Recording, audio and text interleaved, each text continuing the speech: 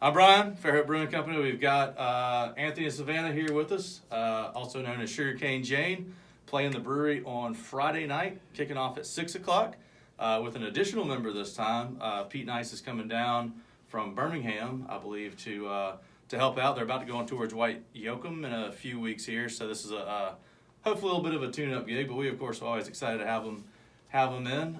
Thanks for sitting down with us for a minute here. Yeah. So what is it about your music? I was saying I really enjoy the crowd that you guys bring in. What do you think it is about your music that just attracts, friendly, nice, relaxed folks that are there to have a good time? Hey, such a silly question. Nah, I kid. We got a friend of ours that lives over in Pensacola, and he's got this idea that he said, like the old Honda commercials where it says, you meet the nicest people on a Honda. And he always says, you meet the nicest people at a Sugarcane Jane show. And so it ultimately is that people come to our show and then they all become friends. I guess that's with every group of people that come to people's shows, but we have a lot of friends that have met each other from our show, and we pretty much have a loving show. There's nothing too heavy about it or whatever. So we just have a nice energy. Positive messages. We try to keep our music on the positive side. Even though we have tons of negative songs, we're gonna break out negative one day. dude. Yeah, we're gonna have an all negative song show one of these days, but We'll do it at the brewery. no, we'll do it Friday night. No. No, what we're gonna do is just go play, and all those people show up. Hopefully they will show up, and they're just nice folks. And it's just, I hope that answers your question, We're because blessed to have the fans that we have. We really are. They are great people, and just we love them as much as they love us. It's a good thing. Well, we enjoy it. I was trying to think on the way over. I think y'all probably play 15 to 20 times at the brewery over 3-4 times a year, probably over our 5 or 6 years. Every so often. What I like is amongst this crowd is now you've even got a group that brings their own chairs and will sit right up in the front. And that goes without saying that they adjust. They're like, last time I was there, it was hard to find a seat. This time, I'm gonna get there, put my camping chair right in the front row. that's cool. That I noticed that a couple, about maybe 4 or 5 shows ago. We have some friends that come over here from Ocean Springs, and we have a little bit of a traveling crowd, Pensacola, Ocean Springs, and whatnot. But they bring their chairs because they want to make sure that they get to sit down and enjoy it. They like sitting up front, and they know all the songs, and they request them and sing along with them. So it's a fun thing. So what I like about your show in particular is a couple. I like the mix of slower songs and then the more intense, kind of high octane songs. And then also like that each song you generally give at least a little bit of background as to how that song came about. So what makes in your mind the brewery a good spot for the show that you guys present to everybody? What do you think? Oh, well, it's just a relaxed atmosphere. Everybody's typically there to have a beer, one of the great beers you have, enjoy the food trucks, and it's just a relaxed atmosphere. You see kids running through there every once in a while. I know you got some that do.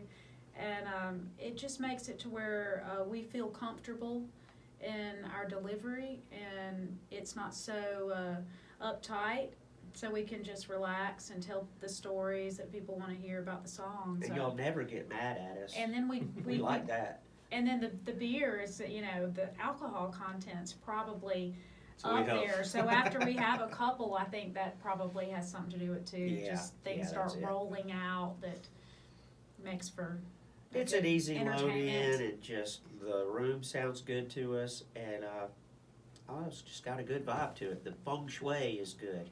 There you go. Speaking of the beer, I was asking you earlier if y'all can recap for me on what you like in general, or what you like when you come to our establishment and grab yourself a beer before you play, or during a break, or while you're singing, whenever.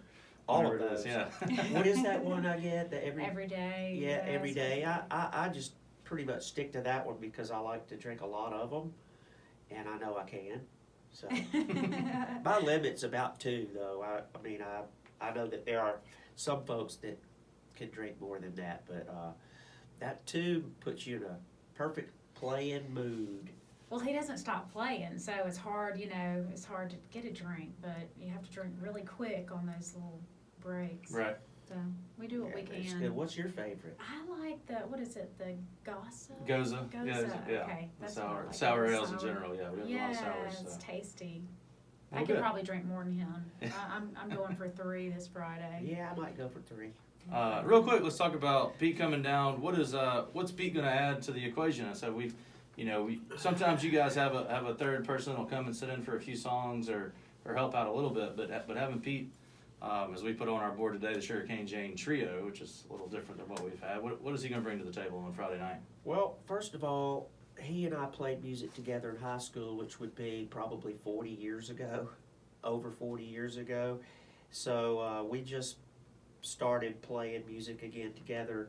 We have other instruments on our recordings, and so I sent him all the songs, and he actually came down here and rehearsed with us once, and he learned all the songs, and it just adds that little ear candy to it. We have a very tight groove together, the harmony and the bass and the guitar and the kick drum and all that, but when you have that third little instrument over there, just the mandolin, or he plays some beautiful pedal steel that's very easy on the ears, and lap steel, and it just gives me an opportunity to play a little more of what I play on the record, because I can not have to just sit there and focus on playing the rhythm. So it's going to free me up to do other things, but just even if I did what I always do, his musicianship is really high level, and he's really adds a lot. I don't know how to describe it. You have to come out Friday to There you see go. it. Don't want to give away too much. Yeah. Exactly. Yeah, but Leave it's a little good. mystery. Yeah, we're looking forward to it, and it is a lead up to the Dwight Yoakam shows. We have James Womble that's going to join us as well. He's somebody that people around here know. And then we have a fella in Birmingham that's going to play drums. His name is Leaf Bondarenko. He wow. plays a stand-up cocktail kit with us. And so it's a jamming 5-piece band, but just 3 of us this Friday. Does your set change when you bring the whole group out, or are you going to still keep to your songs, just a bigger version of what you already did? Oh, just all the songs that we always do, but because he's probably going to be just wanting to know what we're doing ahead of time, I think I did write a set list out, but he doesn't know. I won't stick to it. Figure that out as it goes. Yeah, I gave him one, but Right. in fact, here it is right here. Well, He'll- he'll find out when they Yeah. post this video. Exactly. One last question for you guys though. Y'all have kids that are around the age of the kids I have. Since you've had kids, how has your music changed, or how have they influenced the songs that you guys are writing now versus say 10, 12 years ago, before that aspect of your life came to being? Yeah, most of the songs that were written prior to being down here and having a family were about just myself and trying to find my way through life, that kind of angst thing. And then, you can write a lot of songs when you're upset or sad or searching, but happy songs, or when you're happy, I find it not as easy to write because you're just too busy having a good time. You don't even want to write a song, but our songs are up-tempo, positive for the most part. I have a writing partner for a couple of those albums, Dirt Road's End and this Southern State of Mind album, where my friend Buzz Kaysen is heavily involved in it. So he's a up-tempo kind of positive lyric writer. So that's what that is. But as you asked, we're putting together a new CD, and it's mainly just us writing it. And we are making it more in time with who we are today. We usually pick songs that we wrote years ago and do them now. But right now we're writing them as we live. And we want to deliver it in the same time frame. So that's kind of what's happening. But the kids do a lot to keep you from having time to do it. That's the big deal. I hear you That's on that. how they affect us the most. Yeah. But they are a positive force in our life, and I wouldn't want to have it any other way now that I know what this is. But I was like Corky. I didn't have any kids, you know. I was like, who even thought about that? Boy, you got a lot of time when you don't have kids. Right, songs about finding toys in the closet, you know, or Yeah, stepping yeah. on Legos in the middle of the night on the way to the bathroom. Yeah, that's you know? right. Exactly. That's right. This is it's a whole new experience, but I love it. Awesome. Well, thank you guys. Appreciate it. We Yeah, will man. most definitely. See you Friday. Friday night, tap room. They're starting off at 6. 2 food trucks. We actually have a new sour on tap stinger, All right. which is a blackberry, and sumac, which is a lemon style flavor on tap. So brand new. Just we knew you love the sour, so we threw it on there. But So sweet. anyway, come out for that. These guys are gonna be awesome. Good deal.